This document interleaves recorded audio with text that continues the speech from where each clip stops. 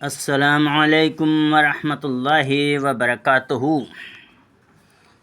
اعوذ باللہ من الشیطان الرجیم، بسم اللہ الرحمن الرحیم۔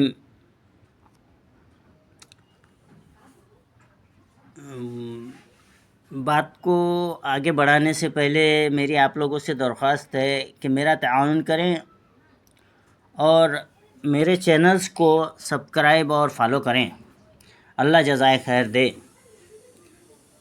تو بسم اللہ الرحمن الرحیم۔ توحید عبادت کیا ہے؟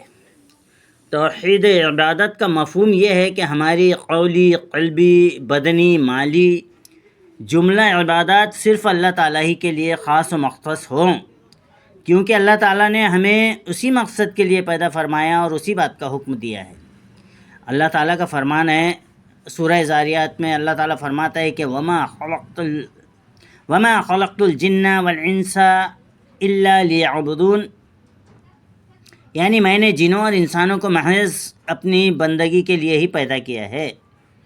اور سورہ بقرہ کی آیت ہے، اللہ تعالیٰ فرماتا ہے کہ یا ایھا الناس اعبدوا ربکم الذی خلقکم والذین من قبلکم لعلکم تتقون، یعنی اے لوگو اپنے اس رب کی عبادت کرو جس نے تمہیں بھی پیدا کیا ہے اور تم سے پہلے لوگوں کو بھی، اور اس کی عبادت اس لیے کرو کہ تم پرہیزگار بن سکو۔